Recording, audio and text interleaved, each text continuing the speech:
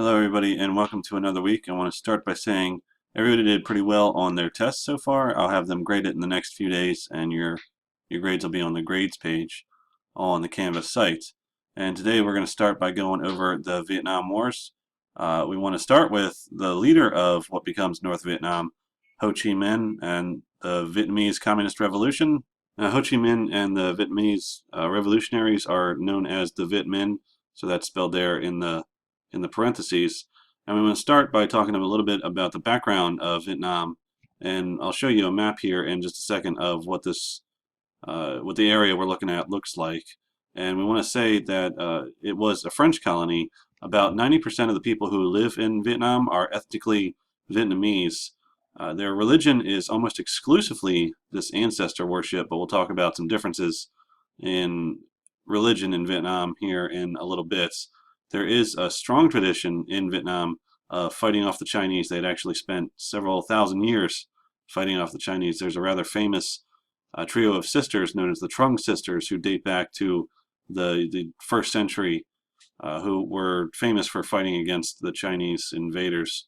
So that is kind of their tradition. They're always fighting off, seemingly always fighting off foreign invaders in Vietnam.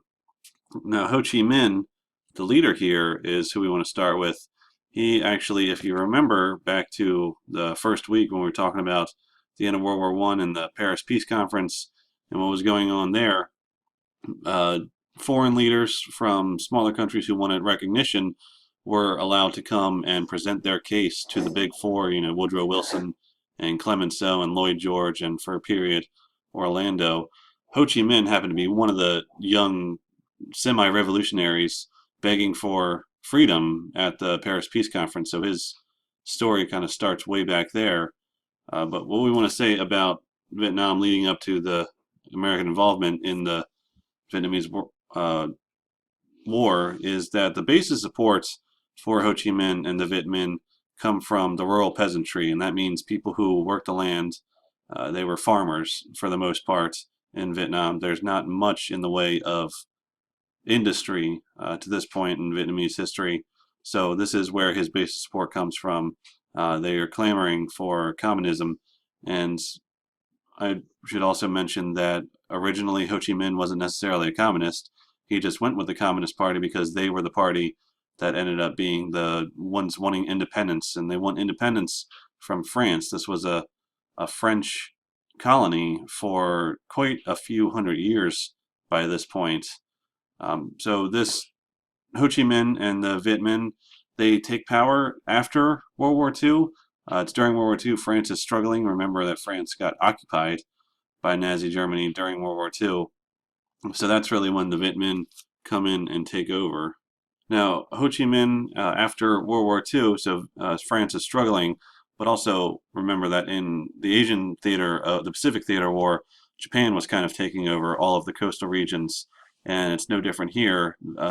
Japan takes over in Vietnam from the French, and there ends up being this major rice famine. The staple crop in most of Asia during this time frame is, and for a long time, is rice. And there's this major famine, and by 1945, about 1 million people, million Vietnamese people die.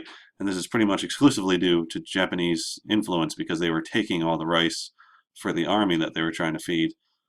So once the war comes to an end, though, the Viet Minh, led by Ho Chi Minh, forced Japan to turn over power to them before the U.S. and France can get back in. Ho Chi Minh, for this time frame, he mirrors the Bolshevik Revolution in large part, but the big difference here is that he is remarkably popular. Remember, the Bolshevik Revolution wasn't popular with everybody in Russia, but the difference here is that Ho Chi Minh is pretty much popular with everybody in Vietnam, especially in the northern, more rural areas of Vietnam. Uh, so he is seen for this reason. Ho Chi Minh and the Viet Minh are seen as national liberators, if you will. And what they end up doing at the end of 1945 is creating this Democratic Republic of Vietnam, sometimes known as the DRV. They model a lot of their founding documents on the United States because remember, he is a nationalist first and a communist second, Ho Chi Minh is. So after the war, France wants back in, and they do come back in with British support. moving us here. So France does come back in. They easily regain control of the cities, but the countryside, where Ho Chi Minh's major support base comes from, proves a lot more difficult to retake. Cities seemingly are always easier to recapture after they've been previously captured. So the French went back in, and we get what's known as the French-Vietnamese War. It's not very imaginatively named. What Ho Chi Minh ends up doing here is he appeals to the United States for help because of democracy and like these high ideals coming out of World War One and World War Two. So he's appealing to the United States for this, and also because of anti-colonialism. Remember, the United States at one point was a colony of Great Britain, so it's a little bit different. But Ho Chi Minh saw a lot of parallels between the United States and in Vietnam in terms of liberation. They had been a colonial power. They're fighting currently, and this time a war for liberation. So Ho Chi Minh really thought that the United States would be on his side, but the problem here is he's a communist, and the United States cannot, will not help somebody if they're a member of the Communist Party during this time frame. Because remember, this whole Cold War time period is backdropped by this dichotometric world, if I can coin a new word. The Soviet Union with communism versus the United States and democracy.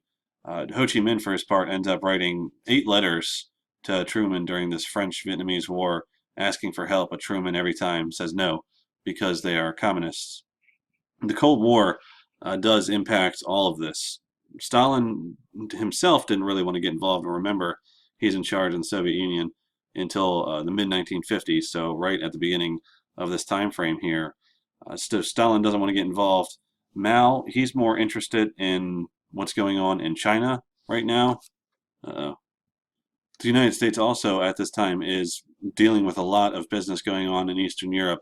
If you remember back to the Berlin blockade and the Berlin airlift, that is what's going on in Eastern Europe. So the United States has kind of their own issues going on. We're also right at the end of the Korean War. Korean War lasts until the mid 50s, well, the early 1950s. So the United States is just getting over that.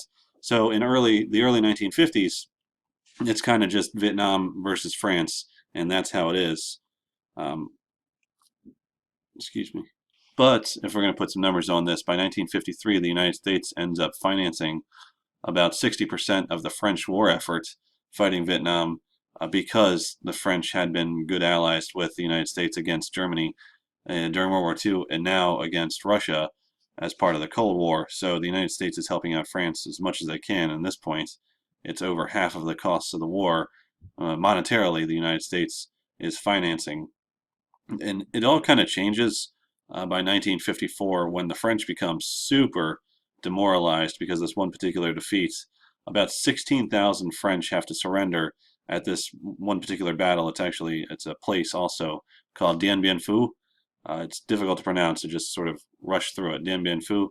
It's this terrible loss for the French. Like I said, 16,000 French soldiers have to surrender, and that's when France decides it's time to start suing for peace. Excuse me. I am going to put in a short video on this week about Dien Bien Phu and what happened there, so be on the lookout for that. After that war, well, before we get through that, I just want to show you a map of Southeast Asia here. So this in the yellow is what becomes North and South Vietnam. It's not two different ones yet.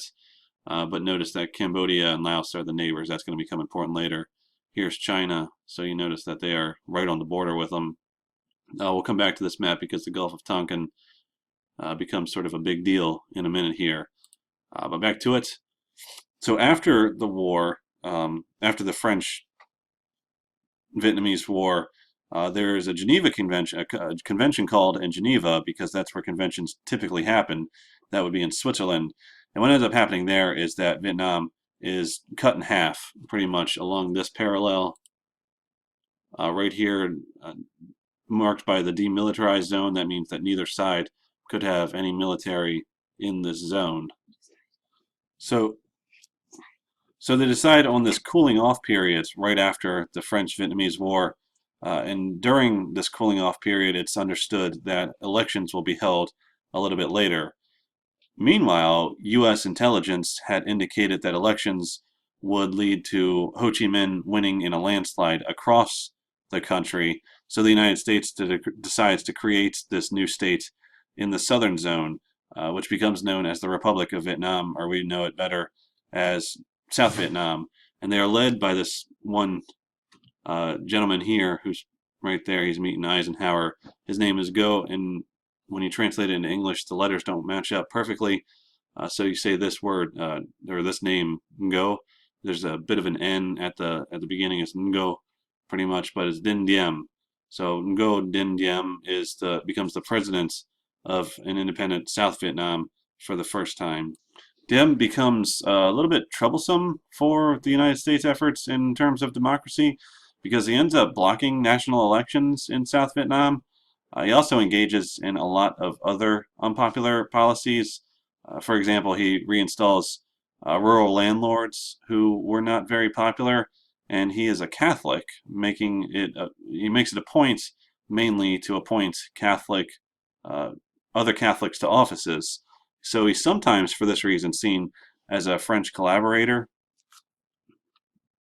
And this becomes problematic because remember we said that about 90% of the people who live in Vietnam are ethnically Vietnamese, and of those 90%, they are almost exclusively following an ancestor worship style religion, and there's a smaller percentage of Buddhists in the country, and a very tiny percentage, probably about 1 to 3% of the entire country's population is Catholic. So Diem being a Catholic, he's seen as a French collaborator because the French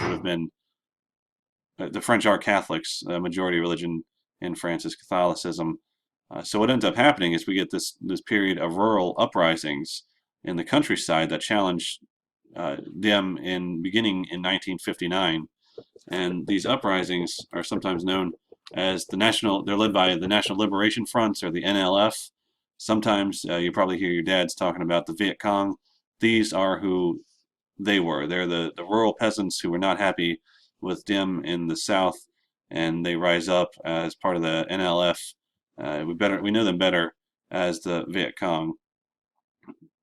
Meanwhile, in North Vietnam, Ho Chi Minh is kind of controlling everything. He wins popular elections in the north, and later on, these Viet Cong, after 1959, are almost directly directed by Ho Chi Minh and the North Vietnamese. Ho Chi Minh is supplying these Viet Cong, or the NLF. He is supplying them directly. They become successful, especially with rural peasants, because those rural peasants probably would have preferred to elect Ho Chi Minh as their leader rather than Ngo Dinh Diem.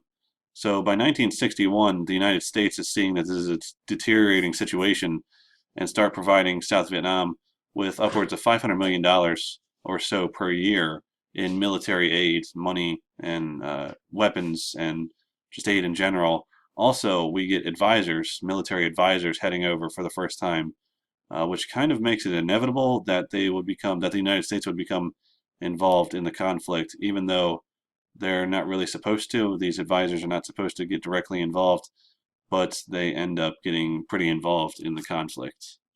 And here we have, so this is just a picture of some special forces. These would be the advisors who come in the earlier into mid 1960s to help the South Vietnamese fight the Viet Cong. And so the actual percentages of religion in Vietnam are about 75%. I said the vast majority, almost exclusively. It's about 75% follow this ancestor worship religion.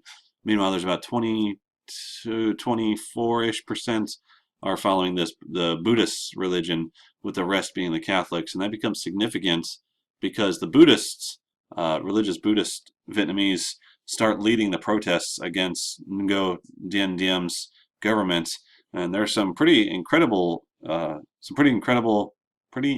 dramatic protests that come up during this time frame, with some examples including self-immolation. There's a picture here of a Buddhist monk, who has set himself on fire to protest the South Vietnamese government led by Diem.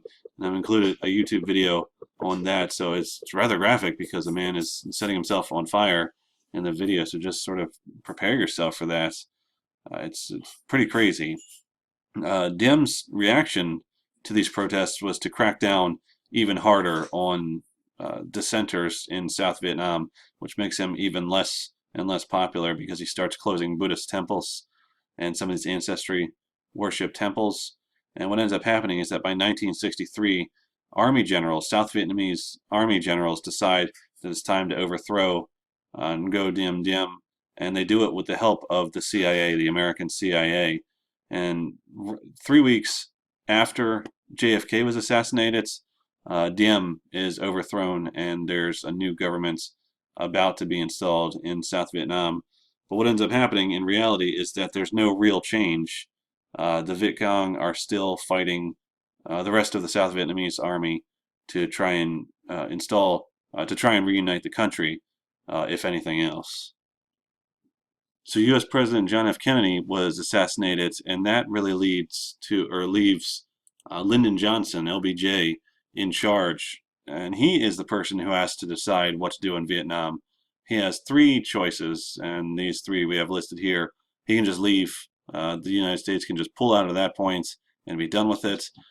Second possibility is to seriously ramp this up to a full-scale war.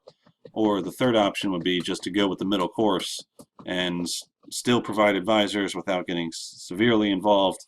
But by the spring of 1964, it's clear that he's frustrated with the middle course that the United States had been going with, and it's not working. There's no real progress in South Vietnam's favor. So he decides that he really needs to escalate it, the war, and get the United States more involved in order to win.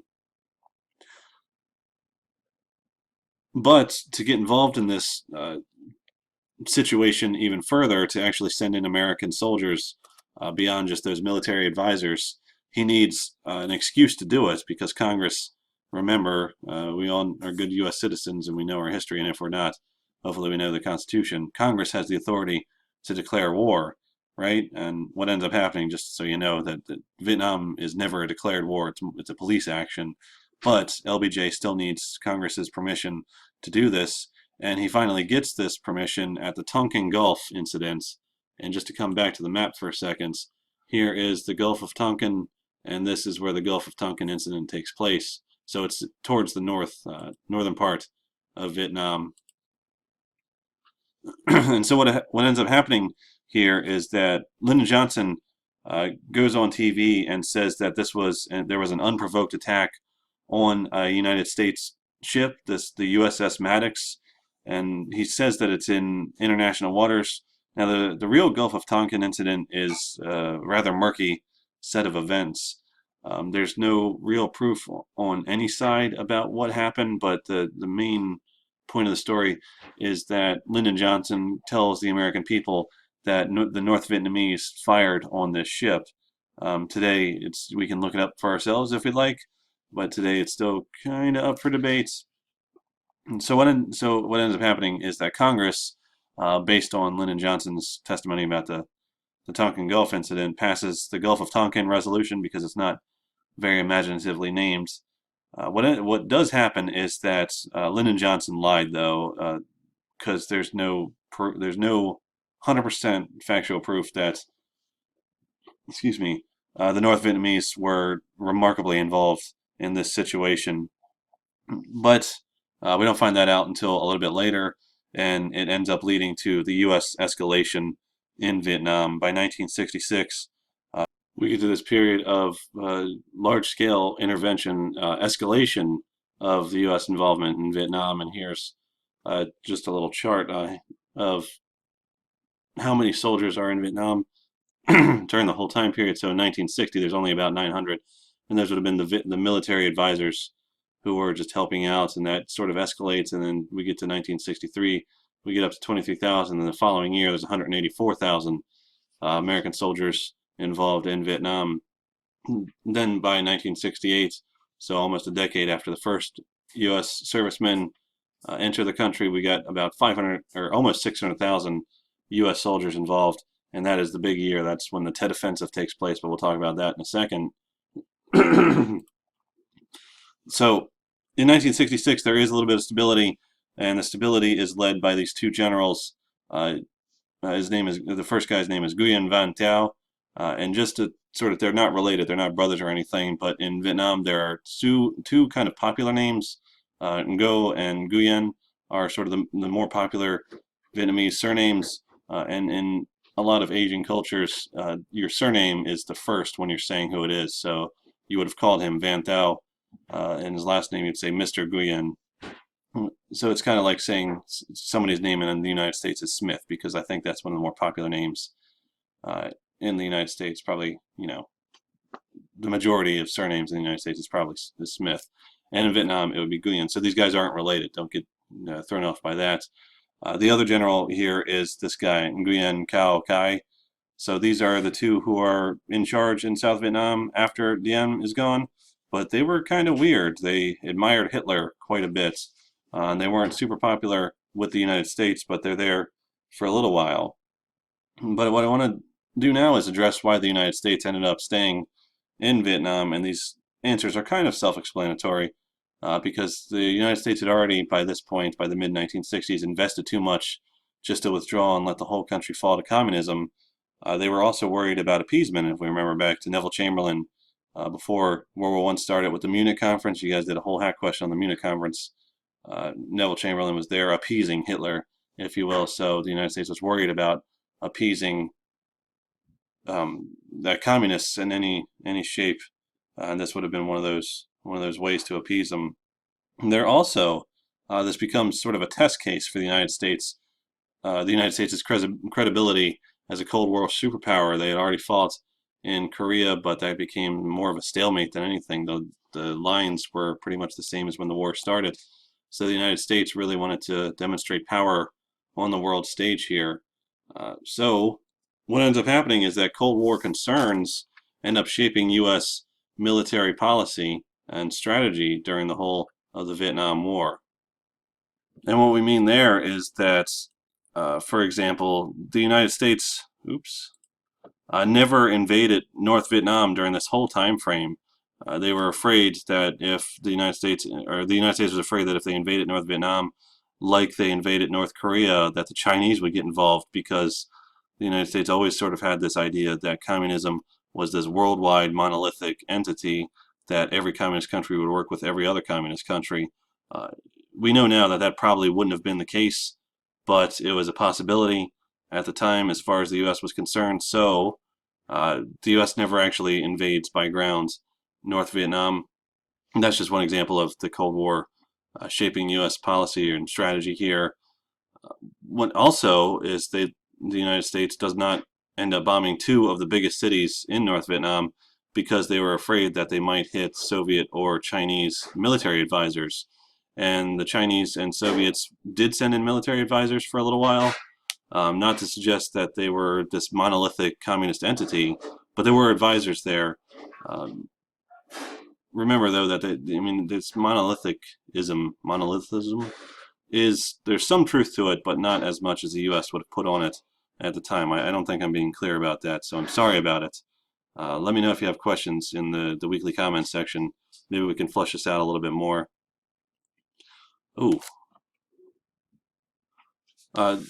Just for the Chinese and the Soviet part of it, though, they don't really want to get involved into this, so that there's not a major war between the U.S. and China, or the U.S. and the Soviets. They don't want that to happen. This becomes more of a proxy war for both of them. For the United States' part, though, there are two major strategies undertaken in Vietnam, and the first one is this massive bombing campaign. But the massive bombing campaign ends up being more of a failure than anything, because it does not halt the North Vietnamese supply routes to the south. Remember, the North is supplying the Viet Cong in South Vietnam at this time, and they go along this Ho Chi Minh Trail, which I will go back to this other slide here. And so this little red line here represents the Ho Chi Minh Trail. So the North Vietnamese would go through Laos and Cambodia to supply Viet Cong in the south the best they could. So the U.S., though, their massive bombing campaign doesn't prevent that from happening.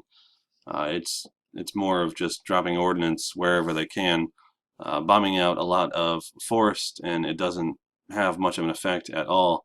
The second major strategy of the United States is fighting the Viet Cong in the South, and they do this, but one problem is that they can never completely root out the Viet Cong from South Vietnam for a couple of reasons. I mean, they just don't know who the Viet Cong are. They could be hiding anywhere in any village. It leads to problems, which we're going to get to in a second here, about some massacres that were preventable.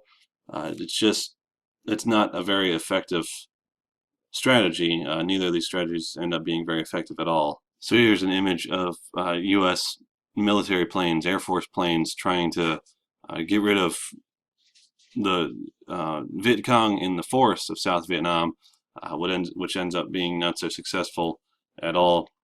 Another part of their strategy, of the U.S. strategy, is to create what are known as free fire zones to try and get civilians out of the danger areas and kill everybody else. So they go on what's known as search and destroy missions here at the top. It's very hard to know, though, if the U.S. is winning during this whole time frame, because in the past, the idea was taking territory and body counts is what determines how well one was doing in the war.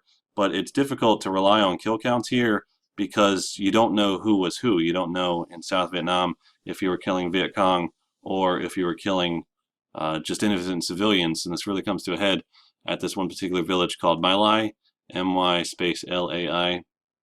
And to explain that one, I've included a video clip about this massacre at My Lai, which I want you to watch. And after you watch that video on the My Lai massacre, that'll bring us to South Vietnam's refugee problem. And this is kind of a huge problem. There's a population in South Vietnam of about 20 million people. And during the Vietnam War, between 5 and 10 million of the South Vietnamese citizens become refugees, which in part leads to some of the anti-war protests and the anti-war movements in the United States. It's a very slow-moving protest, and if you think back to the Vietnam War, the Vietnam time frame in the United States, you associate it with protests. So we have an image in the bottom right of some of these protests going on. The United States leaders for pretty much the entire time frame claims that the United States is always on the verge of winning at any time now. Here we have some images of, so this the radio represents, that's the government saying that the Viet Cong can't win, and then you have the soldiers here talking to each other, saying that they hope that the Viet Cong know that too, because it is a rather difficult time in Vietnam for U.S. servicemen. But people, so the United States government is claiming that they're always on the verge of winning and victory is around the corner at any time. And then people stop believing this after what's known as the Tet Offensive in 1968. Tet is actually a Vietnamese holiday, and in 1968 there had been traditionally for the past few years been a ceasefire for the Vietnamese people to celebrate their holiday here. The ceasefire was not honored in 1968, and the Viet Cong, along with North Vietnamese support, launched an offensive. It's a surprise attack, which catches the United States by surprise at first, and it seems like for a couple of hours at least the North Vietnamese are going to win, but the United States, as one of the better militaries in the world, or the best, because, number one, so the United States does collect their bearings and beats them back. About 30,000 Viet Cong end up dying during the Tet Offensive as part of the Tet Offensive. It's like sort of a month-long campaign that starts on the Tet holiday. And the Viet Cong are never as effective again as they were during or before the Tet Offensive.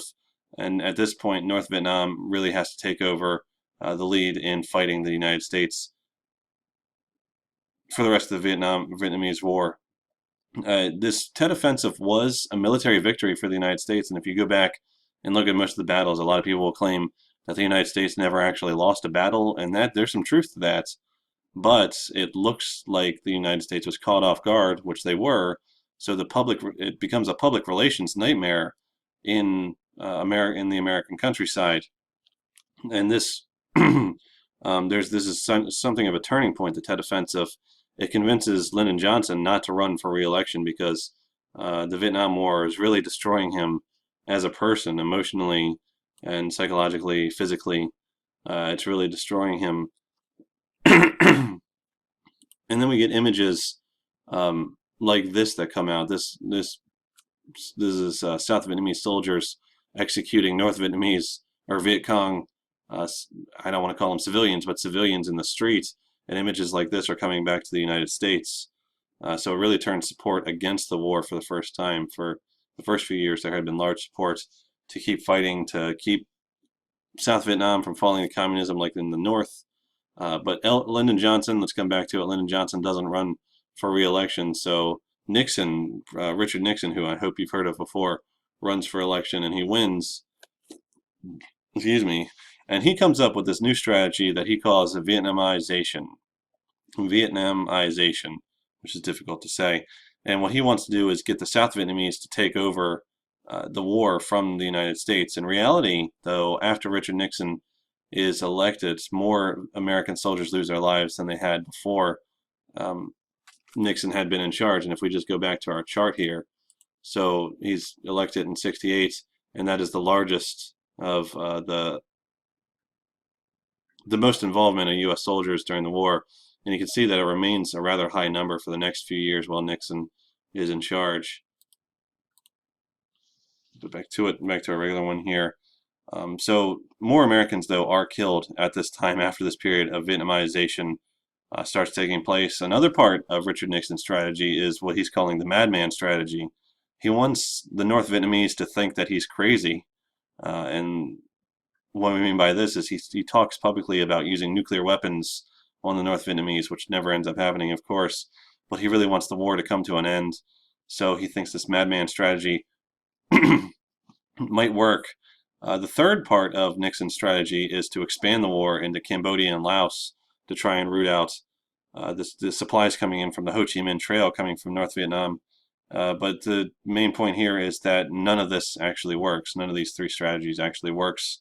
And the United States by 1974 was withdrawing from from Vietnam in general, and the South cannot hold up without U.S. support, and they fall rather quickly. There's that famous image of the last chopper leaving from the U.S. Embassy in Saigon because the U.S. is coming out and the North Vietnamese are on the doorsteps of the American Embassy.